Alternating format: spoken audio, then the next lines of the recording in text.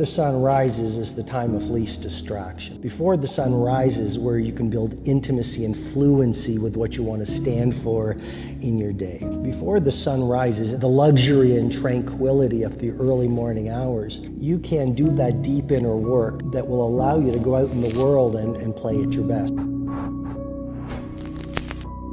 We live in a world where a lot of people are busy being busy, but what's the point of being busy around climbing the wrong Mount Everests? And so clarity is one of the DNAs of mastery.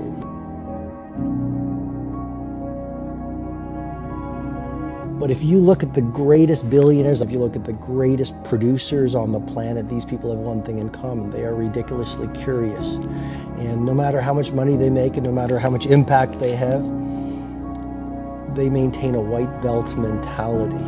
One of the keys to epic performance is a relentless commitment to daily growth. As you begin your day, so you handcraft the rest of your day. And if you have consistently great days, you're going to have consistently great weeks, quarters, year, and a lifetime. We live in a world that suggests the doorway to success swings outward. If you build the business, if you get the jet, if you get the money, if you get the cars, if you get the beautiful spouse, then you're going to be happy. What I believe, and there's a model in the 5 AM Club that I think is a very disruptive model, but it's a transformational model. And it's called the 4 Interior Empires. And it's not just mindset, it's mindset, heart set, health set, and soul set. But I worked on those 4 interior empires when I was a very unhappy litigation lawyer. Like, I'd made money, I was successful, I had 2 law degrees, and yet I'd wake up every morning, Tom, and I'd go into the bathroom mirror and I'd look at myself and I was a completely empty person. And nothing is more expensive than losing your joy and your peace of mind. And so what I did was I started working on myself. I worked on my mindset and I read all the books and I went to the courses, but that's only your psychology. And I think that's one of the missing links in our field, which is everyone's talking about mindset. But mindset is just your belief system. It's just your psychology. It's very important, but that's 25% of the personal mastery equation. I believe the second piece is your heart set. And I worked on that. Purifying your heart. That's your emotionality, not just your psychology. You're never going to make history, dominate your domain, and handcraft a world-class life if you've got a great psychology, but you're carrying the pain and sadness, disappointment, and trauma of the past. So I worked on my heart set, your health set. Don't die. If you want to change the world, like, dead people don't change the world. What have you done today to be different? What have you done to step outside the conventions that you set for yourself? The conventions and the rules set by your past. Today, you have the power to move on. Today, you have the power to move away from your past and move towards a successful future. This is your decision, your call to make in your future. This is how your life can gain its own direction, and this is where your life can be so much more, so much better. You can make it better. You have always had the potential to take one more step, the potential to take the risks others are too scared to take, because you are more and you are stronger and you have the determination and the courage to be so much more. Know how to be someone better, to look for something better, to become someone with the purpose, to constantly look for change, to always look for somewhere to improve, for somewhere to be better, because this is where you begin. You own your success, so let it take control. Take control of your life and take control of your power. This is where the power is in your control. Get after it. You go out in the world every single morning. People might ridicule you because every genius is ridiculed before they're revered. People might throw stones at you, but you use them to build monuments of mastery. People might not understand you, because any disruptor is going to be misunderstood. And even if you're an army of one, a Galileo or a Steve Jobs or a Phil Knight, you continue at all costs. But it all starts with who you are, because you'll never rise any higher than what's going on within you. What terrifies you most, go directly there. Because discomfort is simply growth in wolf's clothing. To lead and to become a great hero, or an everyday hero.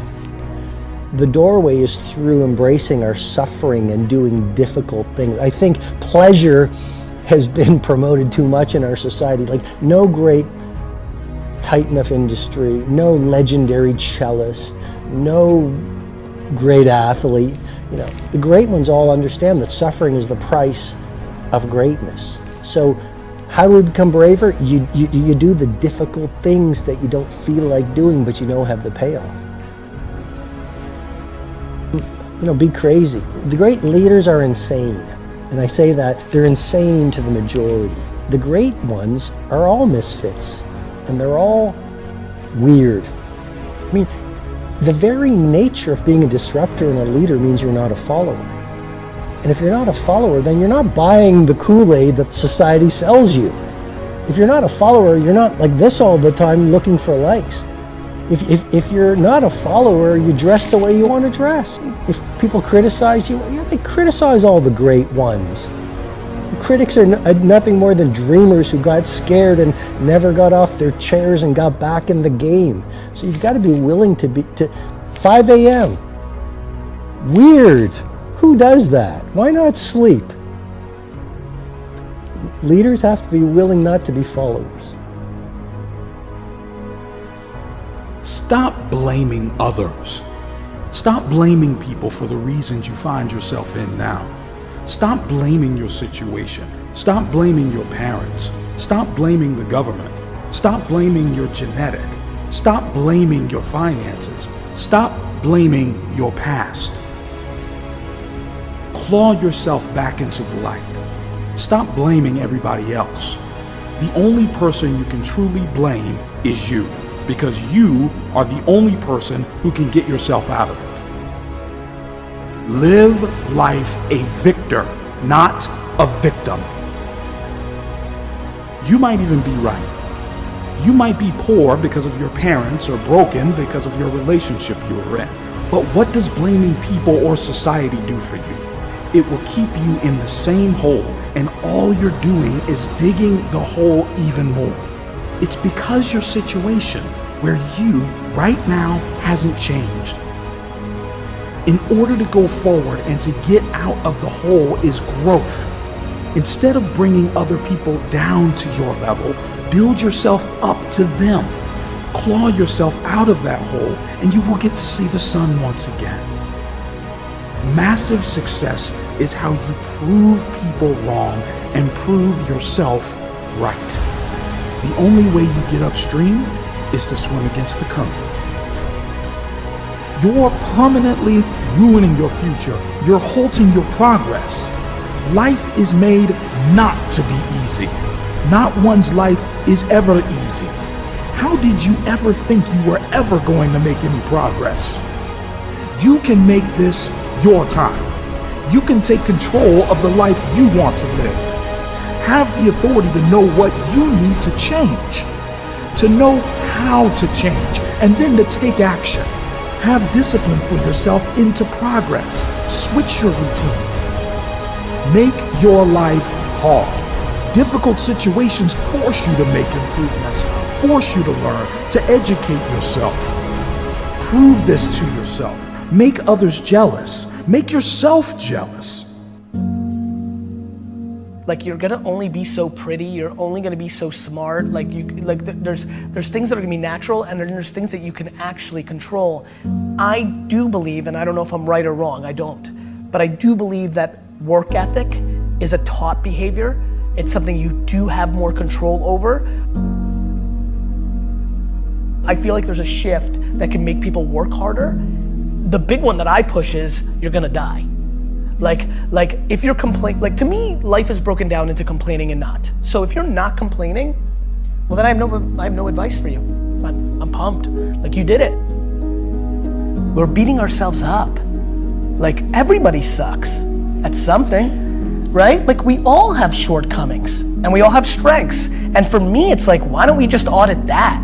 Like, why don't we just look at it that way and be like, all right, well, I'm good at this, but I'm not good at that. Like, and then I only focus what I'm good at, right? Like, I don't dwell that I can't fix shit around the house. I call somebody to fix it.